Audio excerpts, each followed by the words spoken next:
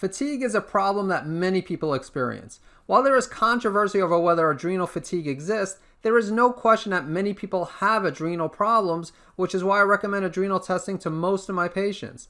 In this video, I will discuss the 3 main tests to determine the health of the adrenals, and I will let you know what I think is the best test for determining if someone has adrenal fatigue.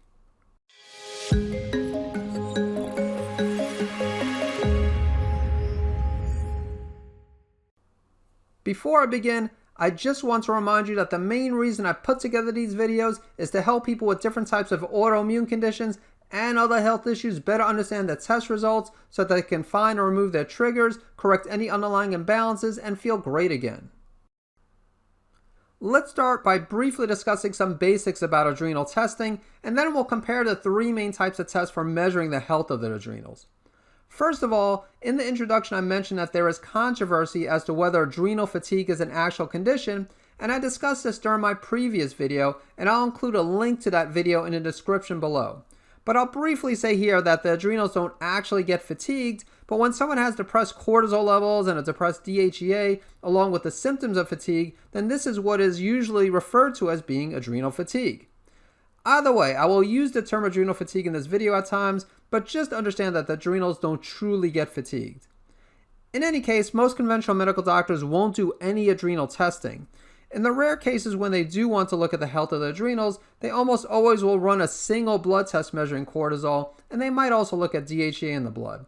In some cases, they will also test for adrenocorticotropic hormone, or ACTH, and this is a hormone secreted by the pituitary gland, and it can be useful in diagnosing a condition such as Addison's disease. When choosing a test to evaluate the health of the adrenals, you want a test that measures the circadian rhythm of cortisol. So let's go ahead and talk about testing the adrenals through the blood. The main benefit of testing cortisol through the blood is that it is easy to do and it might be covered by health insurance. Another benefit is that you can test ACTH in the blood. Perhaps the main downside of blood testing is that it does not look at the circadian rhythm of cortisol, and you can't fully determine the health of the adrenals with a single sample. A second downside is that the blood draw itself can cause a false spike of cortisol, and so a false elevation of cortisol is possible. Let's move on to saliva testing. I've recommended adrenal saliva testing in my practice for over 10 years, and this is the test I used when I was diagnosed with Graves' disease. And I mentioned this in a previous video, as I had a saliva test and it revealed that my adrenals were in pretty bad shape, as I had low cortisol, low DHEA, and some other low findings. But does this mean that saliva testing is the best test for evaluating the adrenals? Well, you'll have to wait a few minutes to find out, as there is one more test that I started doing more recently, which I'll discuss next. But first, let's discuss the pros and cons of saliva testing. So one huge benefit of saliva testing is that it looks at the circadian rhythm of cortisol, as it requires you to collect multiple samples throughout the day. So usually you'll collect a sample in the morning, and then one around lunchtime, another one around dinner time, and then one right before going to bed. A second benefit is that saliva testing is non-invasive and convenient, as you can do the test from the comfort of your own home. But there are a few downsides of saliva testing, including the contamination of the saliva sample. This is a possibility, which is why those who do this test are given specific instructions, such as not to brush or floss their teeth before collecting the samples. Another downside is that it's not always easy to generate enough saliva, although most labs will give some tips to help with this. So let's take a look at an adrenal saliva test, and we see here there are 4 cortisol measurements. So this sample was taken in the morning and it's clearly depressed. This sample is supposed to be taken between 11 and 1 p.m. and it's normal, but we can see it's on the low side of normal. And then we have this one supposed to be taken between 4 and 5, and it's also normal. And this one is supposed to be taken between 10 and midnight, and again right before going to bed. And you can see that this is elevated here. But these first two especially, these first 2 patterns represent low cortisol readings and represents an adrenal fatigue pattern, especially when combined with the DHEA that is depressed. So we see that the 2 morning cortisol levels, or the first 2 cortisol levels, are low combined with the DHEA.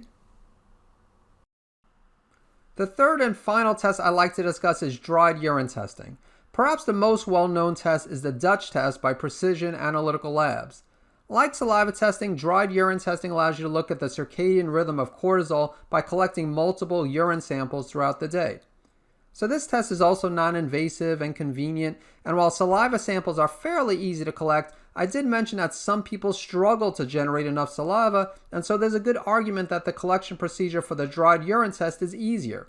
One of the main downsides is that there isn't nearly as much research on dried urine testing for the adrenals when compared to saliva testing. Although there are some very well-known and respected research-oriented healthcare practitioners who use this type of testing. I'll add that the Dutch test is a great test for looking at the hormone metabolites, especially the estrogen metabolites. So here we see the adrenal portion of the Dutch test. So we have cortisol A, B, C, and D, and this test also looks at cortisone. So it's the cortisone A, B, C, and D. So this represents 4 different urine samples collected. And so you actually will start with collecting a urine sample with this test typically in the afternoon. So you will collect cortisol C or urine sample C first, usually around 5 o'clock, around dinner time. And then the second urine sample, which represents cortisol D, will be taken before going to bed. And then the next day, you'll collect the third urine sample, which represents cortisol A. And then 2 hours later, you would collect the fourth and final urine sample, which would represent cortisol B. And you can see this also looks at 24-hour free cortisol and 24-hour free cortisone.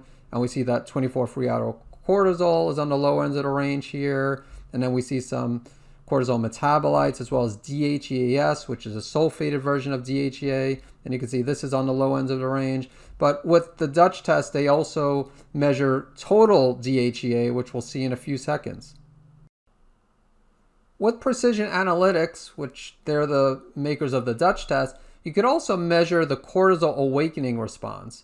So when I do the Dutch test, typically I'm recommending a Dutch Complete, which is the dried urine testing, but you could also have the patient collect saliva samples to look at the cortisol awakening response. And in this case, there's 5 saliva samples. So the first one is taken upon awakening, and you want to collect that within 10 minutes of awakening.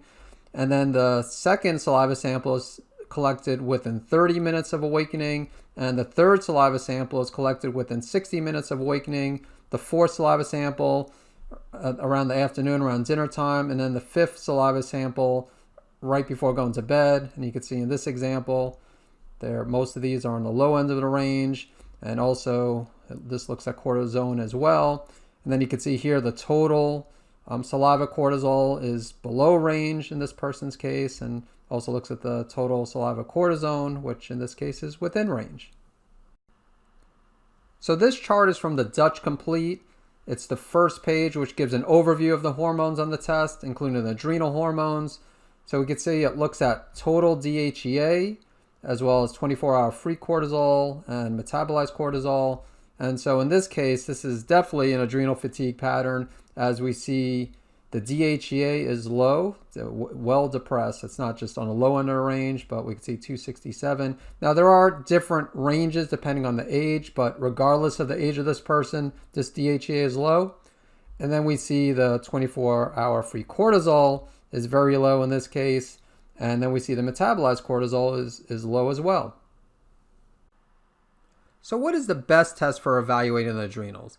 I think both salivary testing and dried urinary testing are good options. If one of my patients is just looking to get their adrenals tested, I usually will recommend saliva testing. And although you can test for the sex hormones in the saliva, I like that the Dutch test measures the estrogen metabolites, and it also has a few other useful markers, including melatonin and a few organic acids. And so if someone wants to do adrenal testing and sex hormone testing, the Dutch might be a better option. While saliva testing and dried urine testing can both be good options for evaluating the health of the adrenals, you always want to make sure to address the cause of the adrenal problem. I covered this in a previous video when talking about the treatment options, but I'll briefly mention these again here, as you want to make sure you eat well, do a good job of managing stress, make sure you get sufficient sleep, don't over-exercise, and since infections can compromise the adrenals, you want to make sure to address any infections. Of course, there will be people who decide that they will self-treat their adrenals without doing any testing. As you know, you can eat well, improve your stress handling skills, and try to get more sleep without doing any testing. But while diet and lifestyle changes can greatly help, many people need additional support, and the problem is that different people have different cortisol patterns. And you can't always determine a cortisol pattern based on symptoms. For example, some people with fatigue don't have depressed cortisol levels, but instead have elevated cortisol. Another downside is that by not testing, you're not getting a baseline reading. So I mentioned in a previous video how when I was dealing with Graves' disease, I had an initial saliva test which looked really bad, and then about 3 months later, I had another test, and that second test would be, I won't say meaningless, but it meant a lot more because I had that baseline reading and I was able to compare and see if the numbers improved, if the cortisol levels improved, the DHEA improved, and fortunately they did. But the reason I was able to compare is because I had that baseline reading. So you shouldn't be surprised to hear me say that it's best to test rather than guess. If you want to learn more about how to read your adrenal saliva test results, you'll want to check out my Adrenal Stress Index overview video where I discuss the entire Adrenal Stress Index test in detail. If you have any questions, please post them below. And to get my latest videos, make sure you subscribe and click on the notification bell to be notified every time I release a new video to help you better understand your test results.